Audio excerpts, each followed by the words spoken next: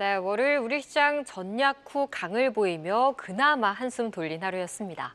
그렇지만 바닥 확인이라 보기엔 아직은 아쉬운 점들이 참 많은데요. 이벤트가 많이 남은 이번 주 어떤 종목들이 우리의 포트폴리오를 해지해 줄 수 있을까요? 이 맛에 산다 임종혁의 돌파 트리거에서 그런 종목들 찾아보겠습니다. 안녕하세요. 반갑습니다. 네, 바로 첫 번째 주제 시작하겠습니다. 아래 공포와 함께 9월장은 참 시작부터 우리 마음을 흔들고 있습니다. 그래도 최근 코스피 대표 배당 지수의 수익률이 코스피 지수는 물론 미국 배당주도 뛰어넘고 있는데요. 대표님, 밸류업 관련 섹터가 좀 변동성 장세의 대안으로 계속 주목 갖고 있는 것 같은데 어떻게 보시나요? 코리아 밸류업 지수에 편입될 가능성이 높은 종목들 현재 시점에서 예의주시할 필요가 있는 게 맞는 것 같습니다. 9월 중으로 코리아 밸류업 지수가 이제 공개될 예정인데 업종별로 균형 있게 편입 종목들이 이제 구성이 될 것으로 기대가 되고 있고요. 기관 투자들의 참여가 이제 확대가 되겠죠. 그래서 이제 편입 종목들에 대한 기관 수급이 유입이 될 가능성이 상당히 높다라고 보시면 될 것 같습니다. 이 지수를 추종하는 ETF가 당연히 출시가 될 거고 또 밸류업 지수 선물도 상장이 될 가능성이 상당히 높습니다. 그래서 저 PBR 고 ROE 기업 중 기술적 위치가 상당히 매력적인 종목들에 대한 관심이 이제 확대될 수 있는 상황이기 때문에 관련 기업들 발굴하기 위해서 몸부림쳐야 된다고 생각합니다. 그렇다면 어떤 종목들 좀 발굴해 오셨나요? 예, 사실 기업 밸류업 프로그램 관련주 중에서 가장 매력적인 섹터는 자동차 섹터고 자동차 섹터 내에서 주주하는 의지가 가장 강한 기업은 현대차하고 기아인데 기아는 과거에 이제 소개해드린 적이 있으니까 오늘 방송을 통해서는 바로 이 종목 현대차를 소개해드리도록 하겠습니다. 근데 현대차가 사실 밸류업 지수 내놓은 날 빼고는 계속 내렸어요. 그래서 더 매력이 있지 않나라고 저는 보고 있고 이제 뭐 수급이 누구적인 수급 환경이 이제 앞으로 조성이 될 가능성이 저는 상당히 높다라고 보고 있습니다. 경쟁사 대비 아웃 퍼포먼스 있는 하이브리드카 경쟁력을 보유하고 있는 기업입니다. 그러니까 전기차 캐즘 때문에 전기차 수요는 이제 둔화될 수밖에 없지만 하이브리드카가 생각보다 잘 팔리고 있기 때문에 나름대로 성장할 수 있는 기업이 바로 현대차라고 보시면 될 것 같아요. 그랜저, 투싼, 산타페, 코나 등 대부분의 모델의 이제 하이브리드 모델이 이제 공급이 되고 있는 상황이고 하이브리드 적용 모델을 장기적으로 더욱더 확대시킬 예정이라고 보시면 될 것 같고요. 제네시스 모델도 하이브리드 모델이 이제 적극적으로 앞으로 출시가 될 것으로 기대가 되고 있습니다. 한마디로 EV, 그러니까 전기차 수요의 급격한 감소를 하이브리드가 판매 확대로 슬기롭게 잘 대응을 하고 있고 하이브리드 자동차 판매를 통한 높은 수익성과 점유율 유지 시나리오가 여전히 유효한 상황이라고 보시면 될 것 같습니다. 그리고 인도 현지 생산 능력을 이제 공격적으로 확대시키기 위해서 인도 법인을 이제 상장시키고자 아주 빠르게 이제 작업을 하고 있고 인도 법인 4분기 중 상장 기대감 등으로 인해서 현대차뿐만 아니라 현대차 그룹 소속 기업들도 투심이 개선될 가능성이 상당히 높다라고 보시면 될 것 같습니다. 올해 예상 BPS 기준으로 퍼가 4.5배 근처에 불과하고 또 주주환원 정책이 강화되고 있는 추세가 확인이 되고 있기 때문에 상당히 매력적인 종목이고요. 그 차고 넘치는 현금을 적극적으로 잘 활용한다면 SDV, 자율주행 그리고 로보틱스, UAM 등에서도 두각을 나타낼 수 있는 기업이라고 이제 보시면 될 것 같습니다. 네, 하이브리드 매출로 그래도 현대차 하반기에도 실적은 견조할 것이라 전망을 하고 계신데요.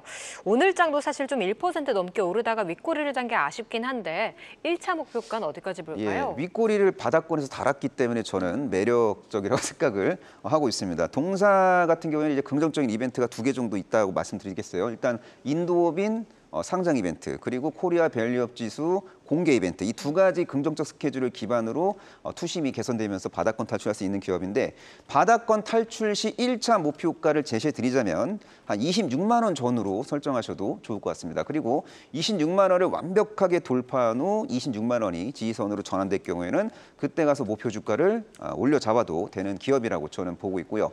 그리고 약간의 흔들림이 있을 때는 그렇게 적극적으로 비중 축소를 할 필요는 없겠지만 주가가 하락해서 마이너스 5% 이상 손실이 발생됐을 때 리스크를 관리하고자 하시는 분들은 손절선을 설정해야 되겠죠. 현재가 기준 손절가는 28만 5천 원 전후로 설정하시면 좋을 것 같고요. 어디까지나 트레이딩 관점으로 접근하실 분들만 이런 류의 손절가를 기억하시면 좋을 것 같습니다. 네, 현대차 인도법인 상장 코리아 밸류업 지수를 주가 상승 모멘텀으로 보면서 목표가 26만 원, 손절가 21만 8,500원 제시해 주셨습니다. 이어서 두 번째 이슈로 넘어가 볼까요? 9월 달은 바이오가 기대할 만한 이벤트들이 참 많습니다. 금리 인하에 생물보안법, 또 여러 학회, 여기에다 또 블록버스터 의약품의 만료 스케줄도 고려해야 한다는 분석이 나오고 있는데요. 대표님, 제약바이오도 좀 여러 분야로 나뉘잖아요. 예. 그중 어떤 섹터에 가장 주목해 보는 게 좋을까요? 일단 뭐 차세대 신약 개발을 하고 있는 기업도 좋지만 바이오시밀러 사업을 영위하는 기업들, 그러니까 바이오시밀러 사업을 영위하면서 차세대 신약까지 개발하고자 하는 의지가 매우 강한 그런 류의 기업에 이제 접근한다면은 시장을 아웃퍼폼하는 성과를 도출시킬 가능성이 높다라고 저는 보고 있습니다. 자, 블록버스터 의약품 만료 스케줄 우리 예의주시해야 됩니다. 2025년도에서 2030년 사이에 특허가 만료될 예정인 블록버스터 의약품만 24개예요. 그러니까 여기에 연동돼서 지속적으로 바이오시밀러를 이제 출시함으로써 이제 매출액이 장기적으로 우상향할 수 있는 국내 기업이 분명히 있습니다. 그 기업에 대한 관심이 필요한 시점이고 또 경기 둔화다, 경기 침체다, 뭐 이런 어떤 노이즈가 수면 위로 올라올 때 오히려 바이오시밀러 처방 활성화에 대한 이야기가 구체화될 수 있고 처방을 활성화시킬 수 있는 주요국들의 정책이 구체화될 가능성이 상당히 높다라고 저는 보고 있습니다. 자, 글로벌 바이오시밀러 시장 경쟁이 격화되고 있습니다. 빅파마들이 이제 바이오시밀러 시장에 적극 침투하고 있기 때문에 경쟁은 격화되고 있지만 원가 경쟁력이 있는, 그러니까 수직 계열화에 성공한 일부 바이오시밀러 기업이 큰 판을 싹쓸이하게 될 가능성이 높기 때문에 일부 메모드급 바이오시밀러 기업들에 대한 관심은 반드시 가져야 된다고 생각하고 있습니다. 네, 바이오시밀러 시장의 경쟁이 가열되는 구간이기에 좀 대형주 위주의 관심이 필요하다고 말씀을 해주셨는데요. 그렇다면 최대 수혜주는 어떤 종목이 될까요? 글로벌 바이오시밀러 끝판왕은 바로 이 기업이죠. 이 기업이 약간 좀 상승 추세 눌림목 자리에 있고요. 중장기 상승 추세선 근처에서 거래되고 있기 때문에 접근이 가능한 기업이라고 저는 보고 있습니다. 그 기업의 이름은 바로 그 유명한 셀트리온입니다. 자, 얼마 전에 제가 또 이 기업을 설명해 드렸는데 그때 가격과 현재 가격이 차이가 없어요. 다시 돌고 돌아서 상승 추세 눌림목 자리에 위치하고 1년째 있습니다. 그대로예요.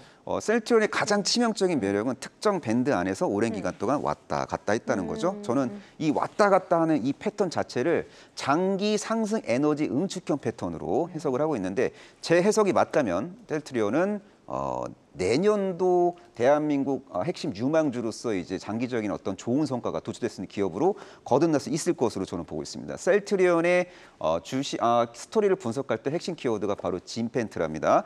진펜트라가 3월 달에 미국 시장에 이제 침투를 했고 5개월 만에 3대 PBM 등재 계약이 완료가 됐어요. 하반기 중으로 진펜트라 관련된 매출액이 유의미하게 발생될 수 있고요. 내년 정도 되면은 8천억대의 매출액을 일으킬 수도 있는 품목으로 성장할 수 있고 2, 3년 안에 블록버스터 연매출 1조짜리 블록버스터 품목으로도 성장할 수 있는 잠재력이 있기 때문에 진펜트라 관련 스토리에 예의주시할 필요가 있다고 좀 보고 있고 그리고 이 램시마 SC 제형 변경 신약 경험을 이제 토대로 해서 이런저런 신약 개발에 이제 적극적으로 이제 자원을 투입할 것 같은데 예를 들어서 뭐 이중항체 치료제 그리고 ADC 신약 이쪽에 선택과 집중을 함으로써 차세대 항암제 개발 스토리도 언젠가 부각될 수 있는 기업이라고 보시면 될 것 같습니다. 그리고 휴미라 바이오시밀러 유플라이마, 아바스틴 바이오시밀러 베그젤마의 유럽 시장 내 침투율이 우상하고 있는 그런 팩트도 긍정적으로 좀 받아들일 필요가 있다고 보고 있고 또 유플라이마가 또 미국 시장 내에서 어떤 활약을 장기적으로 펼칠지에 대해서도 예의주시할 필요가 있어 보입니다. 그리고 내년 정도 되면은 스텔라라 그리고 졸레어 바이오시밀러까지 연결 매출액에 인식이 될 수 있는 그런 구조이기 때문에 내년도 외형 성장에 대한 기대감도 여전히 유효하다고 보시면 될 것 같고요. 그리고 확병과 관련된 일회성 이런저런 어떤 상각 비용이 상반기보다 하반기 때 적게 투입이 되기 때문에 이런 것들로 인한 수익성 개선 스토리도 부각될 수 있다고 보시면 되고 동사의 어떤 미래 비전을 좀 참고해 보자면은 2030년 목표 매출액 12조 중에서 40%를 신약으로 채우겠다는 이 비전도 우리가 좀 간과해서는 안 된다라고 저는 보고 있습니다. 진펜트라 기대감을 계속 말씀을 해주고 계세요. 근데 네. 제가 아까 1년에 안 움직인다고 했는데 사실 네. 1년에 좁은 박스권 안에 그렇죠. 있는 거잖아요. 예, 예. 목표가 손절가 어디까지 볼까요? 일단은 셀트리온은 이제 이 박스 안에서 왔다 갔다 하는 흐름이 이제 당분간 이제 지속될 수밖에 없는 구조긴 하지만 이 주요 저항선을 돌파하고 안착하게 성공한다면 이제 상승 흐름이 본격적으로 전개될 수 있는 기업이라고 저는 보고 있습니다. 자, 기술적 분석상 1차 목표가 겸손한 1차 목표가는 21만 5천 원 전후로 설정하셔도 뭐 큰 무리는 없어 보입니다. 물론 21만 5천 원을 완벽하게 돌파하는 장대 양봉이 발생된다면은 그때 가서 목표 주가를 상향 조정하는 거는 당연하다고 생각하고 있고요. 그리고 주가 하락 시 리스크 관리를 아주 철두철미하게 하고자 하시는 분들은 손절가를 18만 3천 원 전후로 설정하시면 좋을 것 같습니다. 네, 실적과 신약 두 마리 토끼를 다 가지고 있는 셀트리온, 좁은 목표가 21만 5천 원, 손절가 18만 3천 원 기억하겠습니다. 네, 오늘은 오늘 종목으로는 이 현대차와 셀트리온 알아봤습니다. 도움 말씀 전해주신 임종현 와우넷 파트너 의견 감사합니다. 계속해서 다양한 경제 이슈를 알고 싶다면 구독과 좋아요, 알림 설정 부탁드립니다. AI 캐스터 권미정이었습니다.